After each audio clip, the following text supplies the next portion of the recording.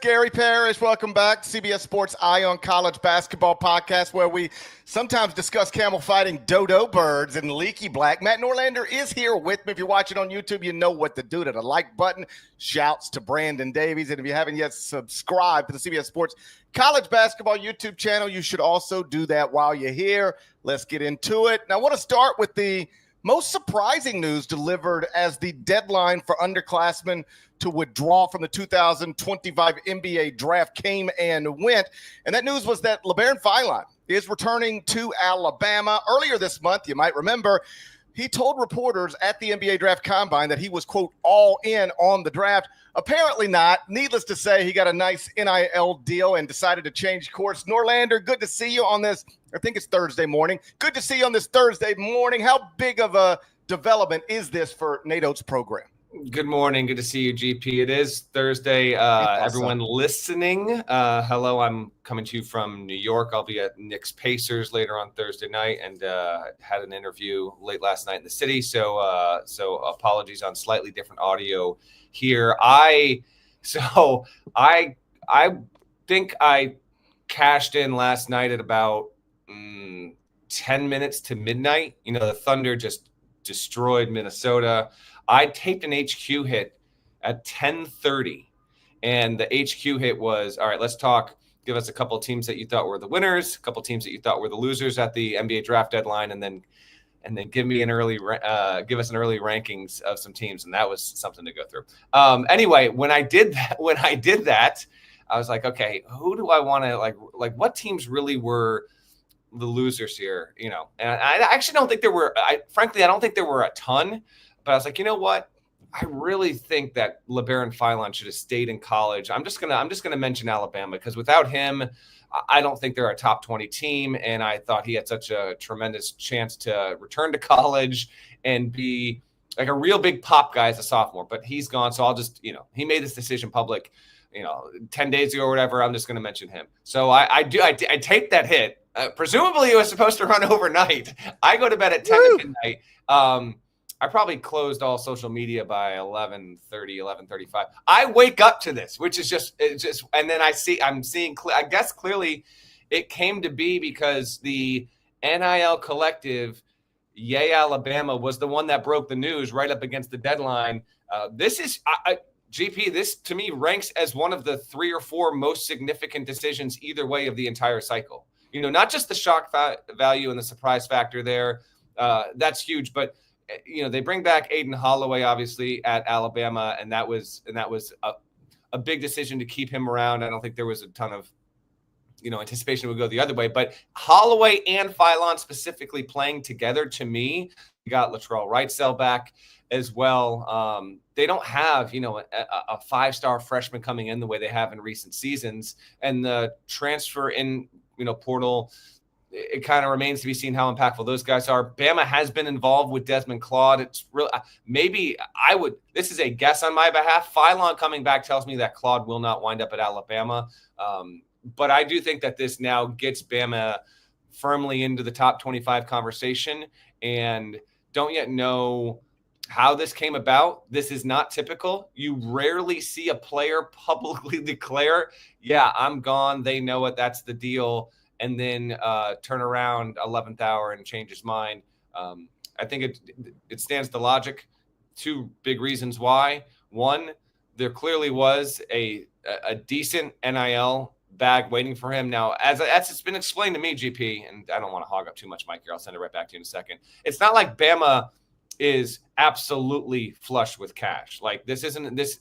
From in my conversations and talking around the sport, and frankly, even talking to Nate Oates about this is not a program that would rank in your top 10, 12 overall in NIL money. So it's not like I think Bama went and said, here, we got $3 million for you, Labaron Philon. I don't think that happened.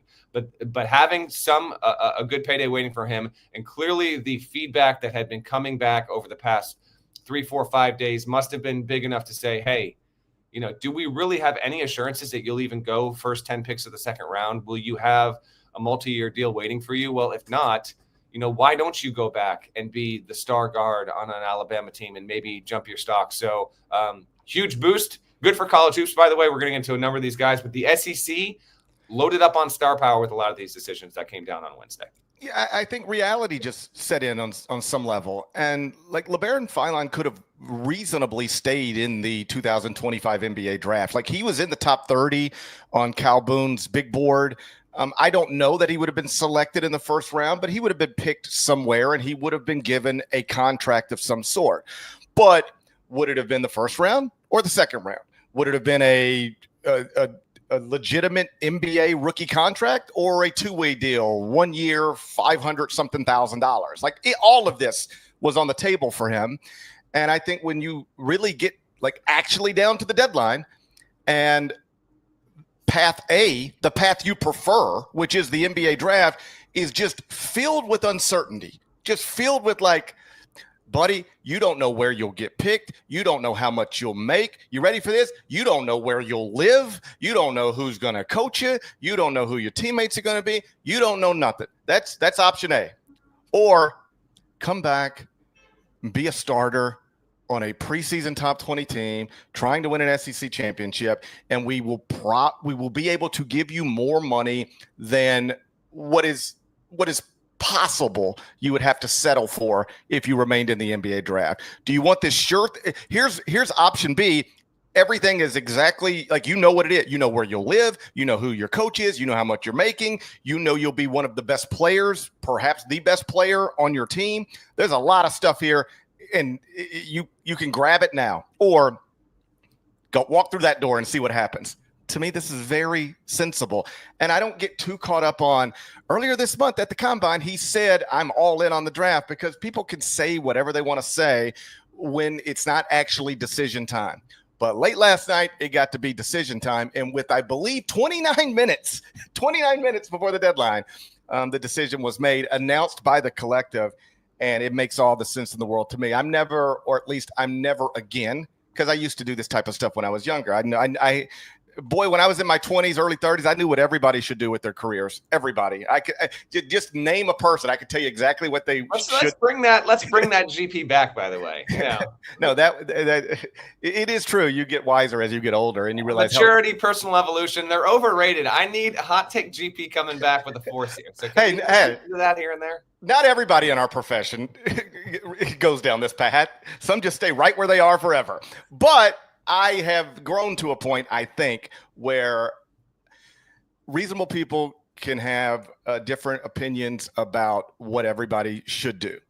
And it's his life. It's his career. I would not criticize him. And I won't criticize anybody else, although I will ask questions and we'll discuss them. But this makes the most sense to me. This is the way I always try to frame it. If Labaron Philon were my son and he came to me and we talked through all of the options, what would I have advised him to do? I would have first said, son, you do this is your decision, and I don't want this ever coming back on me. So I'm just here to help you through the process. I am not here to decide for you. This is your decision. That's actually the same conversation I had with my oldest son when it was time to pick college. I'll help you. I'll answer any questions. It's your decision, because if it goes well, I want it to be your decision. And if it doesn't go well, I don't want it coming back on me. Like, this isn't what I wanted to do, but it's your decision. So that's where the conversation would start if Labaron Philon were my son. But if he ever said, okay, Dad, I hear you and I appreciate all that, what would you do if you were me? This is what I would have told him to do. I would have said, go back to Alabama, try to win an SEC championship, and presumably pocket millions of dollars while doing it. Super fun player. We actually had two of those specifically and we'll get to Pettiford in just a second here. I see Kentucky fans in the chat. We will definitely talk Otega Oweh as well here, even before the break. But on Philon, he's just super quick. Now, last season, he averaged 10.6 points, 3.8 dimes, 3.3 rebounds, shot 31.5% from three, 1.4 steals per game, former, high-end prospect, and was a good supplemental piece on an Alabama team that made it to the Elite Eight. Obviously seeded well in the tournament, did well for itself on balance throughout most of the season, and then obviously was able to make a halfway decent run in the tournament before getting downright just bounced by Duke in the tournament there. Philon coming back does change the dynamic for the Tide for me. I don't think this is the kind of decision where it means now, hey, maybe this proves to be wrong. Maybe Philon coming back and he turns into a top 10 player in the sport. We'll see. But to me, it's about, okay, Alabama now should be a team that can pragmatically hope to contend at the top of the SEC and keep it going. Because remember, Mark Sears gone, Grant Nelson gone, Chris Youngblood, a very impactful transfer last season, gone. Cliff Amori gone. Mohamed Diabate is gone within the conference. He's off to Kentucky. Darren Reed, Jaron Stevenson, they're all gone. So there's some decent turnover here, but at least you bring back Wrightsell, you bring back Holloway. Now you bring back Philon along with Aiden Sherrill. That's good gains for the Tide. The SEC, coincidentally, GP, getting these two returnees back, we'll get to Oweh in a second, but him and Pettiford, they could be among the most must-see players. I mean, Pettiford in particular, with the ball in his hands, is such a fun player, and he decided on Wednesday to return. I was told his NIL deal is north of $2 million, but under $3 million. He didn't get a first-round guarantee, which was what he was hoping to get in order to keep his name in the draft. That didn't happen. With Auburn specifically, and I don't have it in front of me, GP, so remind us in just a second here. The Tigers losing just so much. They lose Broom. They lose Baker Mazzaro, who's now at USC. Denver Jones, Chaney Johnson, Dylan Cardwell, Miles Kelly, all exhausted eligibility. So they're all gone. Now they bring in players like Keyshawn Hall, who was a 19-point game guy at UCF. Keyshawn Murphy, who was a role player at Mississippi State. They've got this D2 All-American Elijah Freeman, who was highly coveted and recruited by plenty of power conference schools. We'll see how good he can be and how impactful. Coincidentally enough, Auburn also got this Serbian combo forward that committed, 3-4 hours before Pettiford said that he was coming on back here. So the Tigers will have some interesting pieces. On paper, they don't look as strong heading into next season as they did the season before. But Pettiford could be an All-American, and he could be, if he really does pop in a major, major way, then he could be the key to keeping Auburn in that, top 5, top 6 conversation in the SEC. Wasn't surprised by his decision, but it did feel pretty close to 50-50 in the 24 hours leading up to him disclosing what he was going to do. Your thoughts on Bruce Pearl retaining, the crafty southpaw who really showed flashes last season in games where, Broom was the best player, don't get me wrong, but there were definitely moments in Auburn's brilliant season where it was like, just give Pettiford the damn ball. And now he gets to come back and have a sophomore season on the Plains.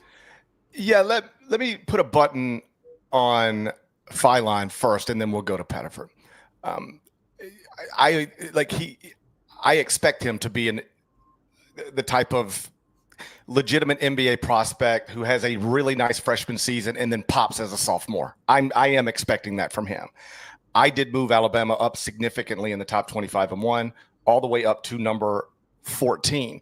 What his surprising return also does is just provide a little insurance. Like if Wrightsell's not right, he is coming off a ruptured Achilles. We don't know what that's going to look like. And so you got Holloway now, you've got Wrightsell, Philon, and if Wrightsell's not right, it's not nearly as big of a deal now as it otherwise could have been.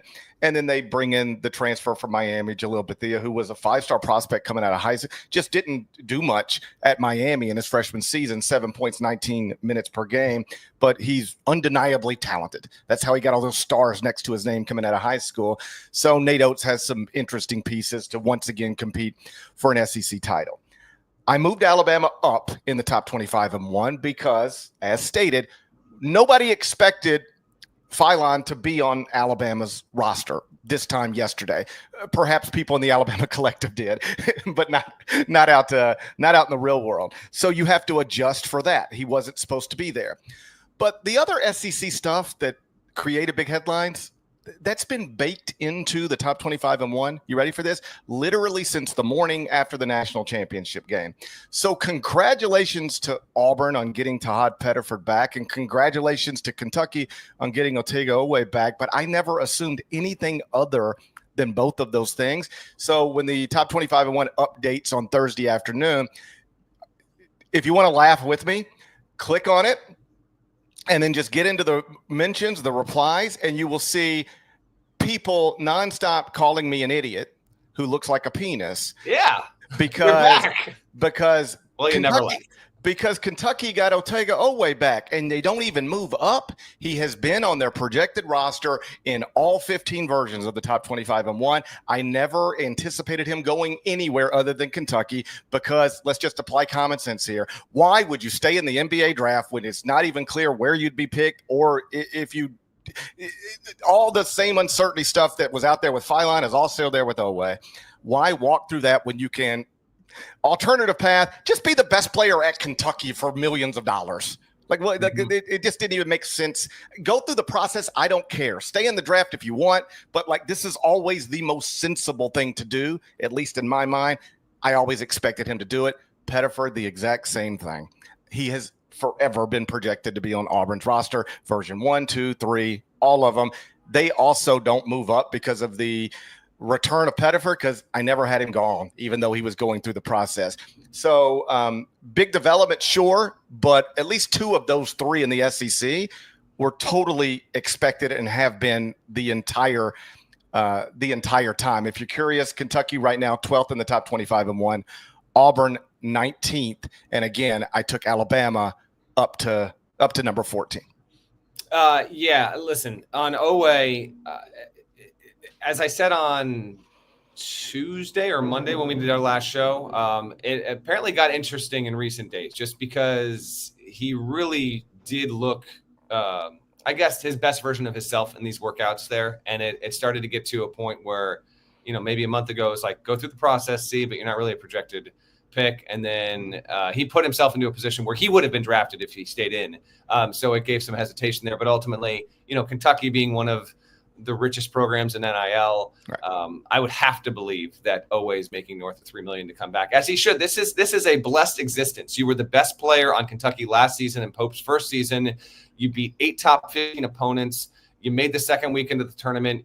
Oweh wasn't expected to be the first, second, or third best player on that roster a year ago today when we knew what Kentucky's roster would look like in the first year under Pope, but he did become that. He was their leading scorer, had more 20-point games than anyone, hit a couple of game-winning shots against his former school, Oklahoma, and now he gets to come back and, again, be projected to be the best and most important player. Brandon Garrison is back. I expect him to have a much – he had a solid first season after transferring from Oklahoma State. I expect him to be even better. Colin Chandler, I expect to break out there, but they bring in this haul of transfers. Jaden Quaintance, we got to see how long it takes for him to recover from his injury. I think he is expected to be on pace to play when they start their season in November, but I think he'll be big. But, guys like Denzel Abertine from Florida, Jalen Lowe from Pitt, Cam Williams from Tulane, who plays sort of a similar role as Oweh. I mentioned Diabate from Alabama. He'll come over, play in the front court there. Those players and their roles and how they will fit around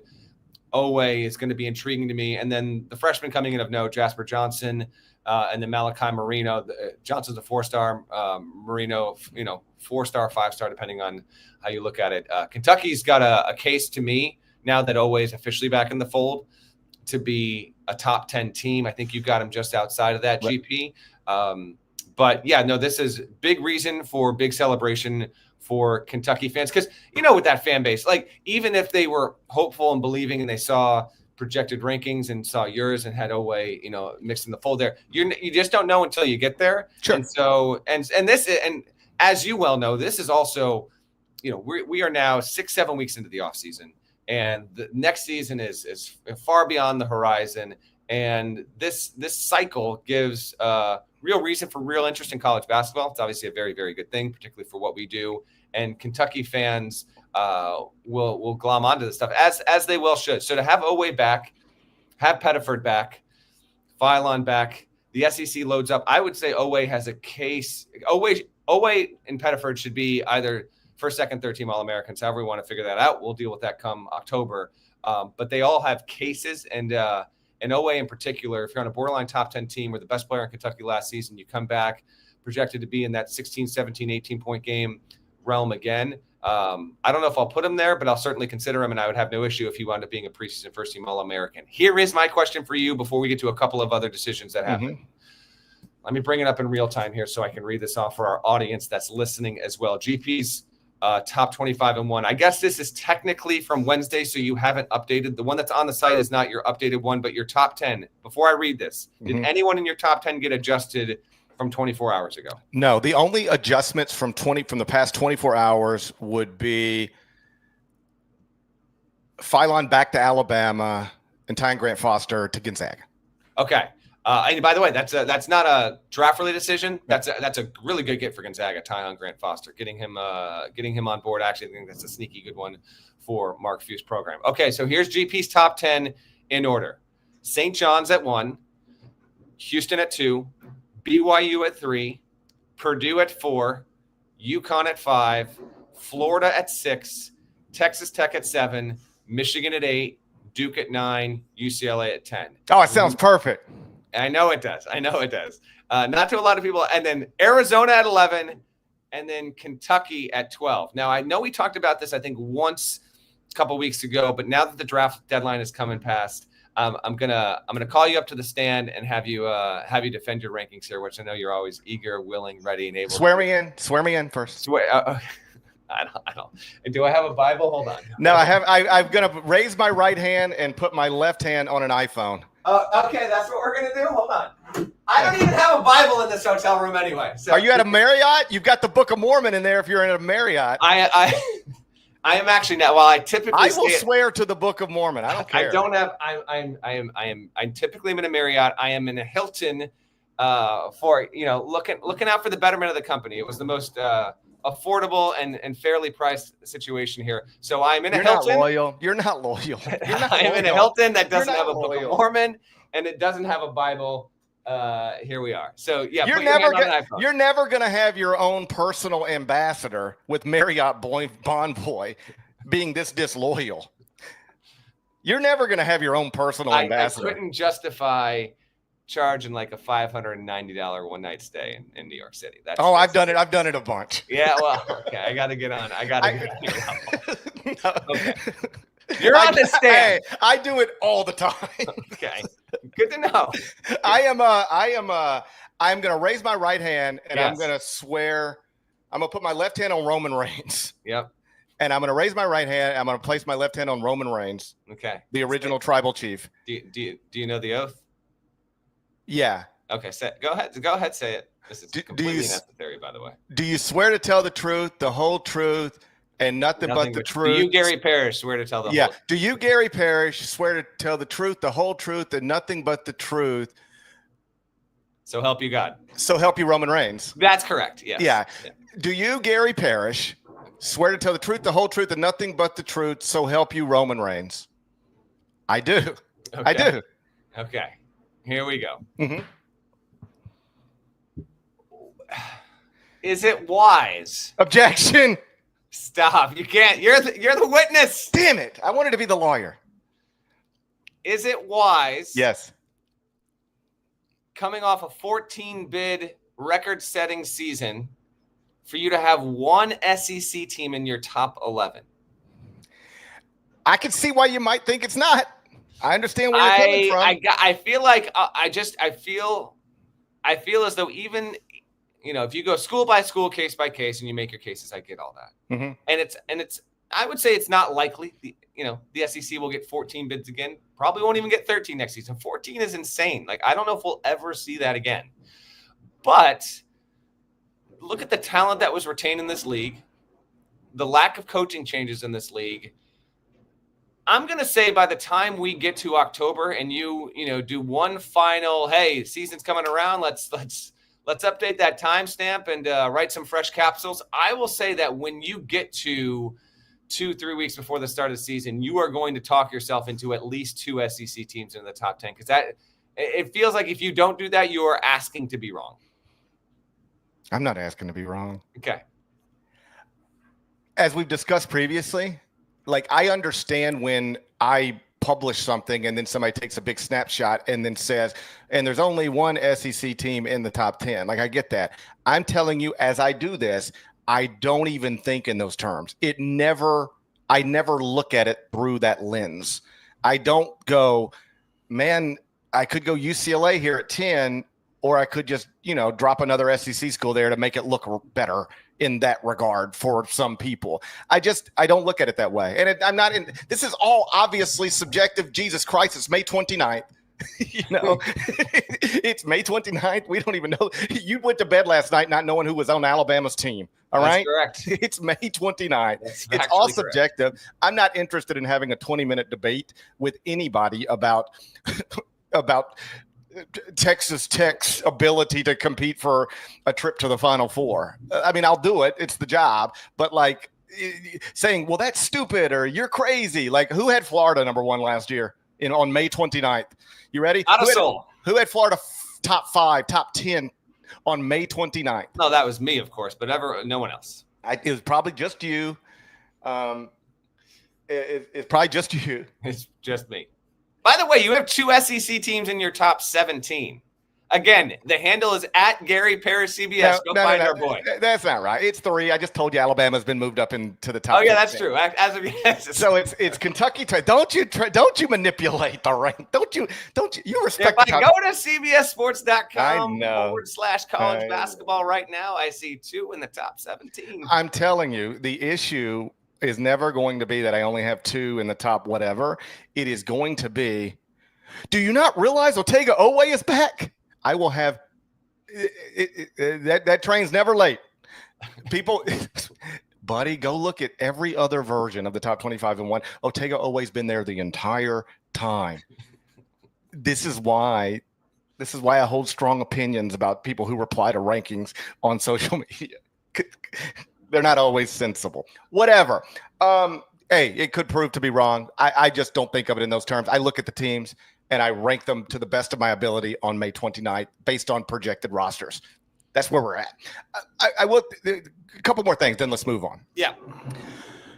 I wasn't surprised that Oweh was back to Kentucky, Pettiford back to Auburn, but I do think it is notable that as the deadline approached, there were at least 3 dudes connected to SEC programs who wanted to stay in the NBA draft. If you asked them, what do you want to do?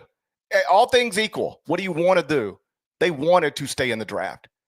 And yet Alabama was able to lure one of them back. Kentucky was able to lure one of them back. And Auburn was able to lure one of them back.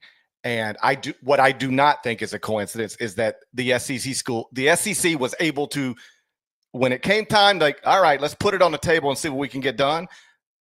Boom, boom, boom. They were able to get it done. And I don't think that's coincidental. I don't think it's an accident. I think it is a reflection of where we're at in the sport, and specifically where we're at in the sport in that league. They have money to throw around. They're all competing with each other. That's the other thing. It feeds off of each other. Like Nate Oates says, you can't let me shop with a smaller stack of cash than Bruce Pearl. So he gets a bigger stack of cash. Then Bruce Pearl says, man, what are you doing? You can't let me out there be shopping with a smaller stack of cash than Nate Oates. So then it's just everybody's on top of each other. And next thing you know, Bucky McMillan's throwing millions of dollars around. Right. Okay.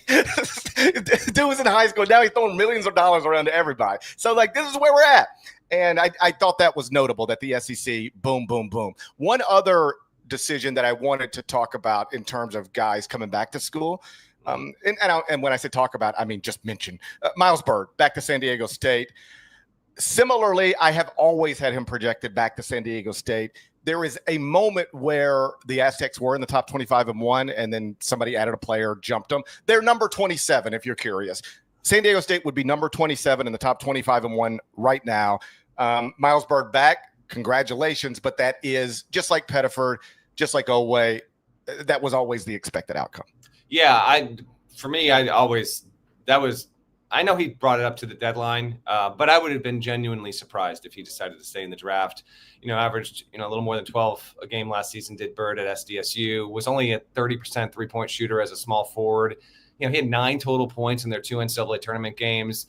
A real prospect, should have done what he did, but I always expected him to be back. I figured that was a lock. And the same with Nate Biddle, who also, that's one more returning decision that came down on Wednesday. He went through a slew of workouts in the past 4 or 5 days to get the experience and go through it. But that was also long presumed to be the case there. And that is significant. Oregon getting him and Jackson Shellstad, who had, transfer rumors attached to him in the final month or so of the season that never came to be. So good for Dana Altman. Biddle will return indeed. I know you were banking on that as well. So a couple of notable, guys who decided to return as expected. There were two decisions to stay in the draft that I think we should talk about. One even bigger than the other, and that's R.J. Lewis, formerly of St. John's. He decided to stay in, and then Adou Theiro deciding ultimately to stay in and not returning to Arkansas. So let's fire up our partners here. Let's take a quick break, but after that, I want to get GP's thoughts on R.J. Lewis's decision and see if I can bring back the old GP. See if we can really get him to just destroy this young man's decision to drastically alter his career. We'll do that after the break, but first, word from our partners. When you need your sports news all the time, we've got breaking news to bring to you. CBS Sports HQ gives you a snapshot of all the sports that matter to you. When you need your sports in a snap, find it on CBS Sports HQ, streaming free anywhere you are. All right, Norlander, let's settle in on R.J. Lewis. He is the reigning Big East Player of the Year, and he made a decision that runs counter to the decision Otega Oweh made, Tahaad Pettiford made, Labaron Philon made. Like them, his NBA draft possibilities were uncertain and possibly worse than them. They were. In my opinion, they were.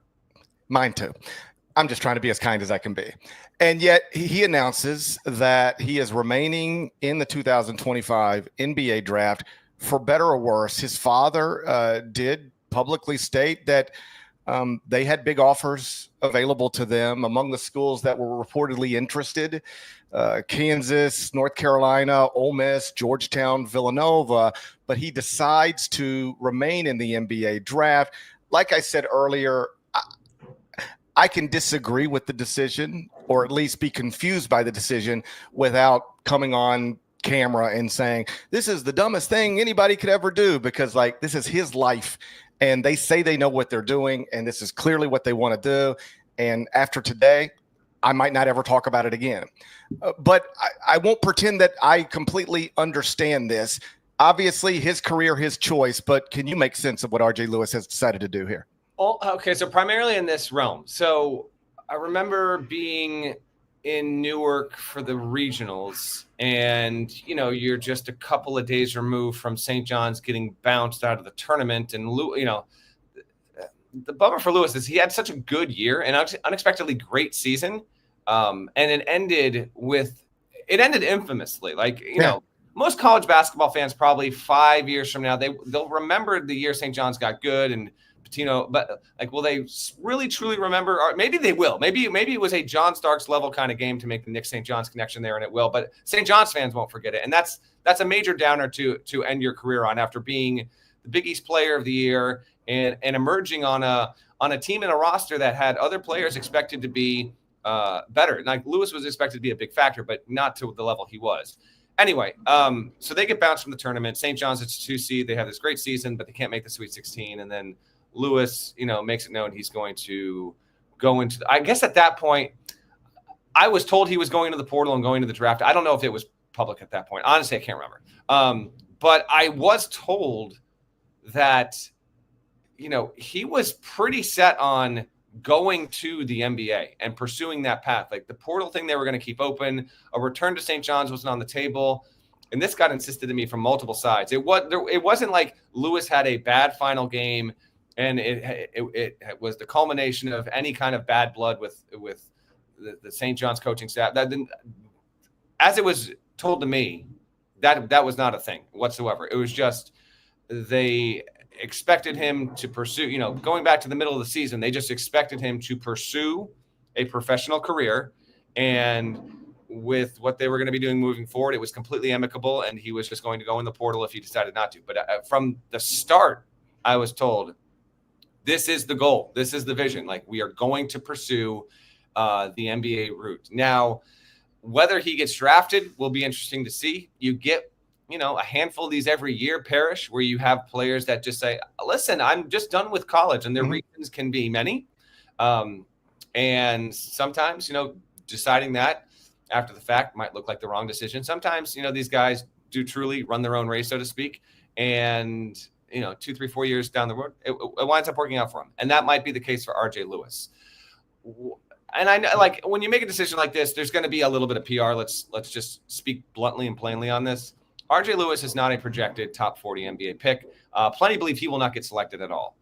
But when you make a decision to stay in the NBA draft pool, and it's an acknowledged reality kind of around league circles that that's just not your stock, you want to at least have a little bit of cover for, why you're going to pursue this. And I'm not saying he didn't have some significant NIL deals potentially on the table from some certain schools. A couple of the schools that got reported, I think, would disagree of their level of involvement in his recruitment at this stage of the calendar. I am suspect of how many schools, just put parameters on a GP. How many high major schools had more than $2.5 million on hand available and wanting to give it to RJ Lewis? Was it 1? Was it 2? Was it that many? Because I don't think it was 4 or 5. We are now into the end of May. You go and look at your top 25 and 1, and the majority of those rosters have their pieces in place. We saw this issue crop up earlier this week when Milos Uzan, another player who's similar to Lewis, was almost dead set, but ultimately not, on staying in the NBA draft process, ultimately got the feedback, hey, there's no guarantee that you get a guaranteed deal. There's no guarantee you go in the top 40, the top 45. Door's still ajar at Houston. Come on back. Healthy NIL package for you. And with that, Houston had its roster. But as was explained to me, effectively Houston pulled off a sign and trade. They had to pop Isaacs because there was a little bit of role redundancy. Kelvin Sampson is not a coach that is looking to play 9 or 10 guys, particularly not go more than 7 once you get into March. And Isaacs is a guy who is ball dominant, who's going to want to play 30-plus minutes a game, who's going to want to get his shots. And I think Houston and its staff wisely saw the situation there and said, you know what? We would have thrived with Isaacs, but having Uzan, Sharp, and Isaacs all together, we might be asking for a little bit of friction just in terms of the needs of our players. And so they had to ship off Isaacs, and he goes to Texas A&M. He makes it back, more than $2 million. Good for him. Hopefully he can thrive and help his own draft situation. But for Lewis, how many spots were actually out there? How much of that was a little bit of just PR coverage overall? Would have loved to see him back in college basketball, more than free and entitled to do whatever he wants to do. I think he is quite clearly the most accomplished and notable name of anyone to stick in the draft that didn't have, a first round or borderline first round grade. So those are my overall thoughts. What about your thoughts? And again, let's bring back the old GP. Can you just be even less diplomatic than I and just destroy this guy's decision right now, right here on this podcast? Well, a lot of thoughts here. You asked me the question, how many schools realistically, as the deadline was approaching, had $2.5 million to throw at RJ Lewis? Perhaps the number is small. But let me ask you a different question. If he announces months ago, just as soon as St. John's season over, I am leaving St. John's, but I am playing college basketball next season, how many offers does he get for $2+ million then? Without exaggeration, GP, a dozen at minimum. Okay, then if the reason then that just means you misplayed this thing. You could, if you didn't have real offers, big lots of them from universities, then you just misplayed the thing, because you could have had them if you would have made yourself available to them a long time ago. So at least in my mind, again, I will always talk about this through the Lewis family can handle it however they want. If this were my family, we would have handled it differently. That's the nicest way I can say it. This guy is the reigning Big East player of the year. He would have put him in the transfer portal the day the transfer portal opens, and he's getting the $2-3 million offers. Yeah. He just is. Okay. So now he decides he wants to stay in the draft. And I mean this sincerely. You find me 15 years ago, and I just rant for 20 minutes about idiots and stupid people and dummies, and they don't know what they're doing. And I'm just over that, because it's not – everybody has their own life to live and their own choices to make and their own past to pursue.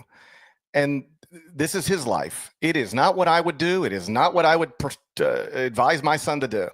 But this is their life. I wish them luck. You say he wants to be in the NBA. Great. I mean, so do I. That ain't up to you, man.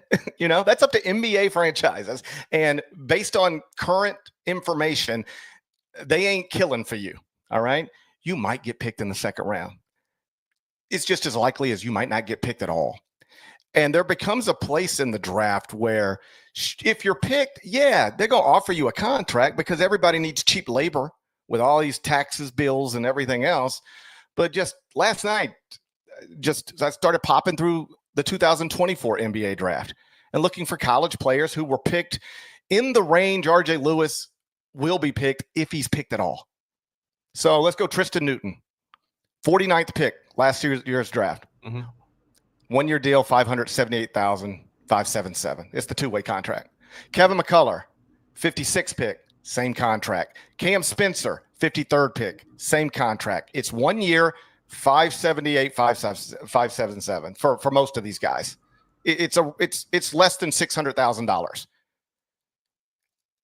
Again, this is just my perspective. If my options are option A, stay in the draft, it's unclear if you'll even be picked. If you are picked, you're probably, based on where people were selected, you're probably making less than $600,000 next year to sit on an NBA bench or play in the G League in front of 45 people.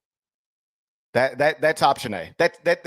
And that might be like among the best initial things that could happen to him by staying in this draft.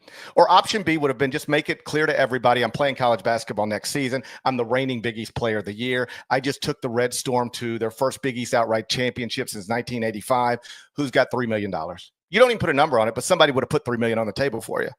I genuinely believe he will make a fraction monetarily next season playing professional basketball that he could have made playing college basketball if he would have taken a different approach to this entire thing. It doesn't mean he can't be an NBA All-Star someday. We'll see. I'm not here to predict on May 29, 2025, where RJ Lewis's career will ultimately land. I'm just telling you, it ain't going to begin at a great place. And I do not believe it's going to begin with him making more money. His W-2 would have been better in college. You know what I mean? He would have made more money in college next season had he played this differently than he will make being a professional basketball next season. And again, if this were my family, I would be sitting here this morning with an incredible amount of regret and confusion. You're getting there. You're not all the way there. You're getting there. You're getting there. If I pull up one of those old Gary Parrish mugshot bylines that were on just think about it in these terms. You could let's just say he picked Kansas six weeks ago for $3 million. Let's just say he picked Kansas 6 weeks. I think that is a reasonable alternate universe scenario. Okay, let's say he says, "Hey, Bill Self, this is RJ Lewis. Rick Pitino just benched me in my last game, so I'm looking for a new Hall of Fame coach." It's a hell of a way to start a phone conversation. Hey, Bill, it's RJ. Rick benched me. I want a new Hall of Fame coach. Are you interested? Let's say he takes $3 million from Kansas 6 weeks ago. He spends the next year on a nationally ranked team playing inside a jam-packed Allen Fieldhouse, 2 games on national television every week. Every time he steps on a court, he's probably the best player on his team, and he's playing in front of sold-out crowds on real national television. He's not going to be better than Darren Peterson, but yes, I hear you. Okay, you know what? Well, I mean, I'm not even interested in a Peterson Lewis. I'm bringing it to you. But just don't be so dismissive of the idea that the reigning Big East player of the year could be the best player at Kansas next season if he was there, regardless of who else is at Kansas. But whatever. You could have done that. You could have done all of that for a lot more money than your life. Also, you ready? Just like this, let's take it to the extremes. Private planes everywhere you go. Oh, buddy, I'm going to see these dudes in Atlanta at Hartsfield International Airport. I'm going to bump into RJ Lewis at Hartsfield. I'm going to be like, RJ. And he'll go, GP. And I'll say, what's up, man? He will not. Hey, I say, hey, it's good to see you. Where are you headed? And he's like, we're just connecting. We've got a flight into Memphis International. We're playing the Hustle tonight at the Lander Center in South Haven in front of 14 people. All right, good. It's good to see you. Good to see you. Good luck tonight. I mean, when you frame it, what could have been with what will likely be, I say this as nicely as I can say it. It makes no sense to me unless, let's just circle back to the initial point you made. Buddy, I just don't want to be a college basketball player, college student anymore. And I think that can honestly be part of this. Like, I think that used to always, or at least often, be a part of it. Yeah. But I don't know that it should be a part of it anymore as much as it seems to be, or at least as much as it is in this case, because you are literally leaving millions of dollars on the table. You know, like if my son came to me and said, Dad, I'm just so sick of college, I can't do this anymore, I'd say, well, what's your next step? And if he said, I don't know, making less than $600,000 and bouncing around the G League and sitting on an NBA bench, I said, okay, well, what's the alternative to that? I could just stay in college, which I don't really want to do, but they'll give me $3 million to do it. I say, buddy, it's up to you, but I don't know that we should be turning down $3 million for a life of uncertainty. Maybe let's take this $3 million for as long as they'll let us take it, and then let's see what professional opportunities are out there for us, because right now they don't appear to be great. I just think that's just that shouldn't even be controversial stuff. Like, that's just very basic opinions. And again, I wish them all the luck in the world, but I can't sit here and pretend I understand any of it other than we just were ready to move on and be done with college basketball. And even then, if I were an advisor, I would say, I understand what you want and how you feel, but every day in America, people wake up and do jobs they don't want to do because they just can't turn away from the money. Every day in America. If you don't want to be a college basketball player anymore, I get that. But if somebody's paying you or offering you $3 million to do it and you don't have a similar offer to do something else, you might just, at least my advice, I'd play college basketball. Yeah, that relentless closed fist of free market capitalism just bowed to it. Hey, listen, Geddy Lee said it best, sung it best. You can choose from phantom fears and kindness that can kill. I will choose a path that's clear. I will choose free will. RJ Lewis, go do you, go be you. But now, having said that, Parrish has some good points. Before we get out of here, Adou Theiro also opted to stay in the draft. He could have returned to Arkansas. You know, he played 3 seasons, 2 at Kentucky, 1 at Arkansas, obviously all under Cal. Was a very, very good player last season. His draft stock seems to be something of a moving target. I don't see him, and I do not believe that he will wind up being a first-round pick. You know, he's a 6'8", quasi-tweener forward, not a three-point shooter. Good, not great rebounder, but an opportunistic player. He decided to stay in, and had he returned, like, Arkansas is still going to have a really good roster. I actually thought Theiro coming back could have put Arkansas into, you know, kind of where I have Kentucky now, like that top 10 conversation. Shy of that, Calipari still has, in my estimation anyway, what has a top 25 roster heading into next season. He's just a player who I understand why he's doing it, but and maybe he really could be a case of a guy whose stock is where it is. Like, he could come back, be awesome again, find himself in the exact same spot a year from now, and why not just get on with it? And if he made himself some nice money in NIL last season and the season before, go ahead and do it. But he was the other notable decision specifically on Wednesday of a player that's not expected to go in the first round. I would think he's going to get drafted, but nevertheless, passed up a really nice payday to return to college, and instead is going to chase his pro dreams as well. You know, mock drafts are what they are, but you can find him in the top 30 in some places. So I think this is more sensible, more understandable than the RJ Lewis decision, just because it seems like his professional options or opportunities, at least on paper, appear to be a little better than what RJ Lewis's are. But just take that, set it over here. It's just cool for me to see this young man in this position. As you know, I covered his father at the University of Memphis. I was the beat writer when his father, Amami, enrolled at the University of Memphis. That's the connection to John Calipari. That's how Adou ends up, playing for Cal. John has literally known him since he was a baby. You know, like like literally since he was a baby, he's known him. So I just like seeing Amami in this situation. Like, any of these guys, you'll get there as you grow older. You cover these guys when they're in college, and then you see them 20 years later, and they're men with grown kids, and they've been awesome, just people post basketball career, and they're raising families, and they're being great fathers, and I just love all of it. It genuinely makes me smile when these things sort of materialize, whether that's Almami with Adou or Wani with DJ, Billy Richmond with his son. Like, these are all people I covered, and then their kids are in college basketball. So I don't know where Adou will get picked, but he's got a chance at least to be in that first round range. He'll get a contract, and he'll be the latest John Calipari player to end, or at least among the latest John Calipari players to end up in the National Basketball Association. Hold on, one more. Yannick Konan-Niederhauser, who I know you were extremely familiar with, played on a just okay Penn State team last season. 7-footer, probably ranks among the five biggest stock risers in the past month. He is staying in the draft. I did at least want to mention him as well. That's a blow for Penn State, unquestionably. And he's a big who's now going to get drafted, and was the kind of it's a particularly stinging for a program like Penn State. Mike Rhodes fighting constantly uphill in the Big Ten, and you have a player who's a bona fide NBA prospect here, and you hope you can keep him something of a secret, keep him on campus for one more year, but goes through the process, impresses enough, he stays in as well.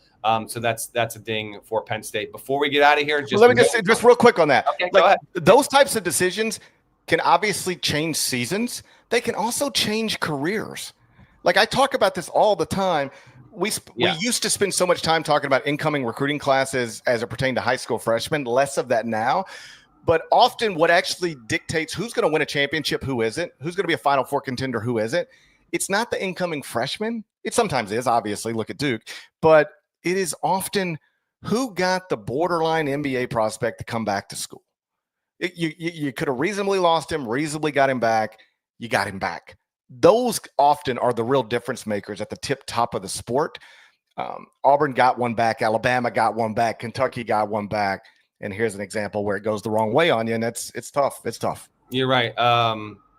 Rhodes is a really good coach. He can overcome it, but that Penn State particularly, that is interesting here. I feel like GP, by the way, I'm podcasting from a New York City hotel room on a midweek. That's my life. I just like hearing it. Are the sirens bleeding through, by the way? Oh, sure, but I like hearing it. Okay. It's been a minute since I spend the entire winter just listening to that all day long. I miss it. Here we are again. I miss it a little bit. There's construction right around the corner as well. Like, I've been trying to mute when you've been talking as much. Last thing, we'll get out of here. We don't even need to have a discussion on it, but I will at least note that the ACC on Wednesday did release it's not its schedule, but the conference opponents. So now we know, just among the notable teams, Duke, as I told you a couple of weeks ago, we knew the ACC's new schedule is you will play 2 teams twice, everyone else once, and 1 team 0 times. So I told you it'd be Duke and Carolina, and then Louisville is the 2 play for Duke.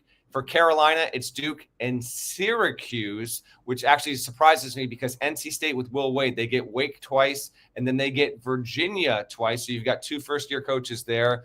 Decent enough. Clemson, who has obviously been good as of late, they get Georgia Tech and then Pitt twice. We'll see on that. Duke's no play is Miami, and Miami might not be good in first year, but it's John Shire's former assistant, so they will be. Do you think that's intentional? Was that manipulated that way? How can you not think that it was? I mean, come on, right. It's honestly like, who's really clamoring for Duke to play Miami? But it is at least notable that Shire's former assistant is now coaching the only team that Duke will not play next season. So we'll find the schedule stuff gets figured out in terms of when these teams play later on in the season. But that did emerge, and that was just a small bit of news from Wednesday. As you know, coaches / athletic departments do have influence over. They lobby. Yes. They definitely lobby. So Kansas did not have to go play at Arizona in its first season last season. That is not a coincidence. Right. So this stuff is influenced by maybe not what everybody wants, but certainly some are going to have a bigger voice in these conversations than others.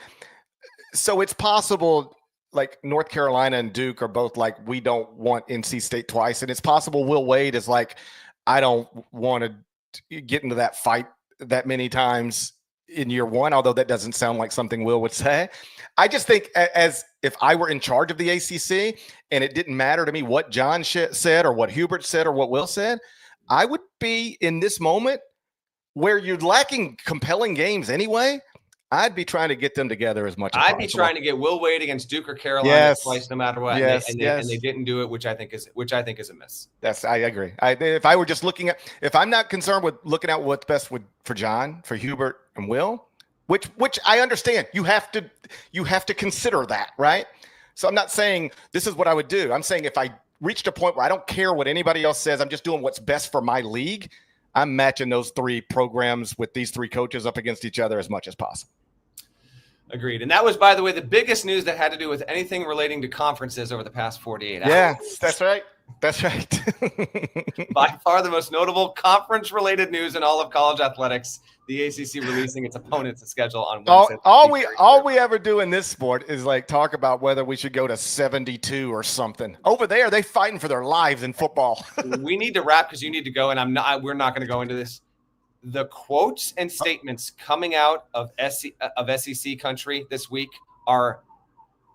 they're maddening, and sometimes I feel like I'm living on a different planet. Like it is unreal, and we'll just keep that to the side. But if I'm a hardcore college football fan, and I don't love college football, but I do genuinely like it. I follow the sport. Understandably so, a lot of people are losing their minds because of some of the lack of self-awareness coming out of the SEC, and the fact that these people can't get their shit together. It's just they have the biggest stick. They have the biggest stick, and they're. You said stick, right? Yeah. Okay. The connection was a little. I just want to make sure I had. I mean, I can't speak to that. I obviously can't speak to that, but they have the biggest stick, and they don't.